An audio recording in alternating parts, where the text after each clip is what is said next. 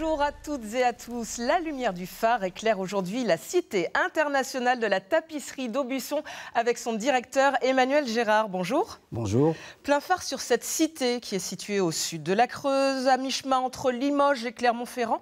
Quelle est sa mission sur ce territoire ? En fait, il y a trois objectifs pour cette cité. Il y a un objectif qui est bien sûr la conservation et la valorisation d'un grand patrimoine, qui est toutes ces tapisseries d'Aubusson, toute cette collection qui est une collection départementale. Il y a tout ce qui concerne la transmission du savoir-faire et la création contemporaine. Donc ça, c'est deux objectifs importants parce qu'on est plus qu'un musée, c'est un musée, mais il y a une filière économique avec.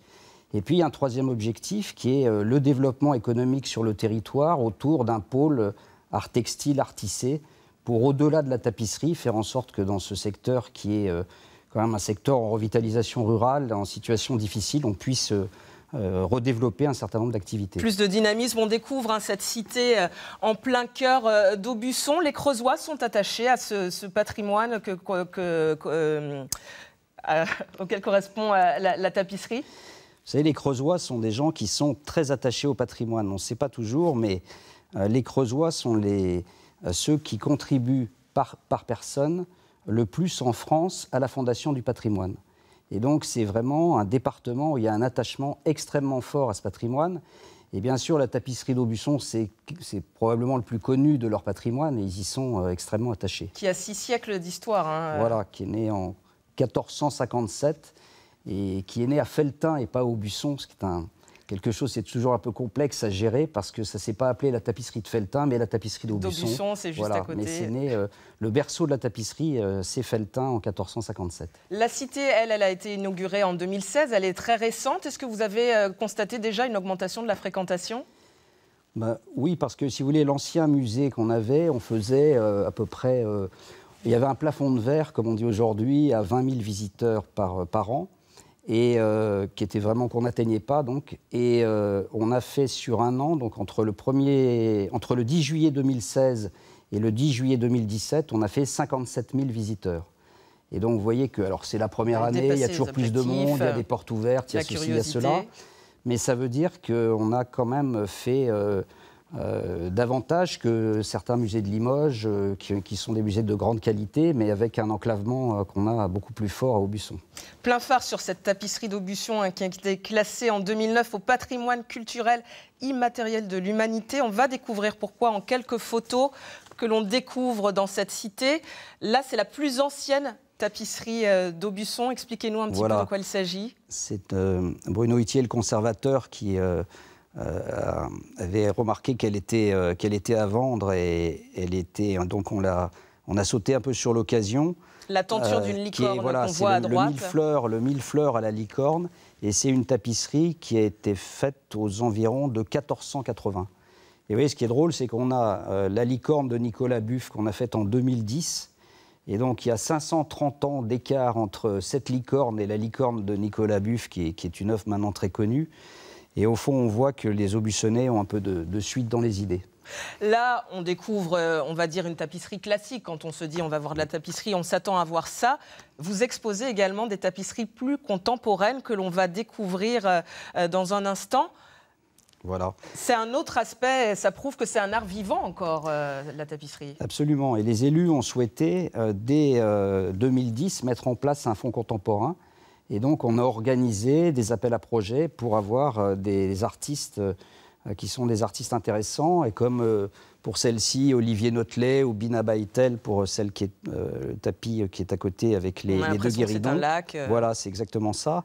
Et donc, on a petit à petit, on l'a présenté cette année, commencé à constituer une collection d'œuvres contemporaines qui est assez étonnante par la diversité des œuvres, des formes et des couleurs, je dirais. Plein phare sur un projet qui va faire rayonner la cité au moins jusqu'au monde des Hobbits. Vous vous lancez dans la réalisation de tapisseries tirées de l'œuvre de Tolkien, le père du Seigneur des Anneaux. Comment est né ce projet ? Alors en fait, c'était parti du constat qu'on avait des tentures tout à fait intéressantes, mais qui restaient quand même un peu d'abord connues de spécialistes. Et on s'est dit, et c'était une réflexion du conservateur, qu'il était nécessaire d'avoir une tenture qui, aujourd'hui, soit vraiment communicante par rapport au grand public. Et donc, on a eu un certain culot. On a contacté d'abord l'éditrice des Tolkien en France. On a été en contact avec l'avocat des Tolkien. On a rencontré les Tolkien. Et on a sélectionné avec eux 13 tapisseries et un tapis. Et donc, ils nous ont cédé le droit pour les tisser. Et c'est une opération qu'on a commencée et qu'on va mener sur 4 ans. On va découvrir une de ses réalisations, la tapisserie de Bilbo. C'est tiré vraiment des dessins originaux de Tolkien. Il dessinait aussi. Absolument. En fait, Tolkien était quand même quelqu'un qui avait pas mal de cordes à son arc. Et il faisait lui-même ses dessins. Et donc, ce qu'on a voulu à travers ces dessins, c'est revenir vraiment à l'œuvre originelle du créateur, parce que vous savez que ça a donné lieu à de nombreuses adaptations, tant en termes de design que de cinéma. Mais ce qui a intéressé les Tolkien, c'est que c'était la première fois que quelqu'un leur proposait de valoriser l'œuvre graphique de leur père et beau-père. Et ils nous l'ont dit, l'intuition que la tapisserie... Alors, ils ne pensaient pas à la tapisserie d'Aubusson spécialement. Ils connaissaient Aubusson en réputation? Oui, bien sûr. La tapisserie d'Aubusson, c'est un nom qui est quand même internationalement connu. Mais ils avaient vraiment la prémonition que la tapisserie serait le médium intéressant pour mettre en valeur ces œuvres. Et celle-ci que vous voyez, Baillie Tolkien, donc la femme de Christopher Tolkien, qui est au fond celui qui gère toute l'œuvre de son père, avait commencé à la tisser de son côté, et puis elle nous a dit que pas vraiment en tapisserie, mais comme elle était pas spécialiste, elle a arrêté, mais il y a une quinzaine d'années, elle nous a expliqué qu'elle a commencé à vouloir faire un tissage de cette œuvre. D'accord, pour qu'on la représente mieux. Combien de personnes participent à la réalisation de ces 14 œuvres ? Alors, c'est difficile à vous dire parce que vous savez qu'on est un établissement public, donc il y aura un marché public pour chacune des œuvres. Il y a simplement tout un travail préparatoire qui a été mené sous l'autorité du conservateur avec une cartonnière, Delphine Mangeret, avec un ancien lissier, René Duché, de façon à définir très précisément le cadre, c'est-à-dire avoir une homogénéité en matière chromatique, en matière de style de tissage, de façon d'aborder les œuvres, parce qu'on ne fait pas 14 tapisseries différentes, on fait une tenture dans laquelle on doit retrouver une certaine homogénéité. Et donc il y a ce travail préalable qui a été défini, et à partir de là, on lance des marchés de tissage, et donc on va les attribuer sur présentation par les différents ateliers aux manufactures d'échantillons. Et donc, à partir de là, on se rend compte qu'évidemment, ça va faire travailler beaucoup d'ateliers et de manufactures d'Aubusson. D'accord. Et pendant 4 ans... Et d'Aubusson, de Felletin et de la Creuse, puisque la dénomination tapisserie d'Aubusson s'étend au département de la Creuse. Et forcément, vous espérez attirer encore plus de monde et ouvrir à un plus grand public votre cité. Et le public va pouvoir découvrir comment se fabrique une tapisserie. On découvre ici les différents ustensiles qu'il faut pour fabriquer une tapisserie. Parce que vous le disiez, ce n'est pas qu'un simple musée, la Cité internationale de la tapisserie. On découvre tous les aspects. Il y a de la formation, il y a de la fabrication également. Voilà, pour les grandes pièces, là, vous voyez les crânes, je ne sais pas si on les distingue bien, mais c'est la tapisserie du centenaire de la Première Guerre mondiale qui va être présentée en Alsace. Oui, on les voit sur le côté. Voilà, elle va être présentée en Alsace le 10 novembre, devant le président de la République et la chancelière d'Allemagne. Et c'est une tapisserie de 4,50 m sur 4,50 m qui a été faite par un artiste allemand, Thomas Bayerle.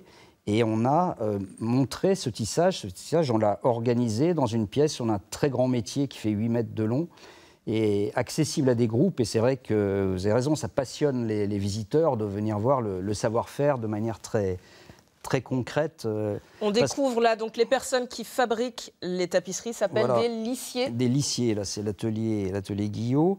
Et donc les lissiers, et ce qu'on ne sait pas toujours, et ce qui est spectaculaire quand on regarde, c'est qu'en fait, ils tissent à l'envers. Vous voyez, et donc ils ont le carton qui est en dessous de la chaîne, et donc ils tissent sans voir la partie, vous voyez, la partie face de la tapisserie.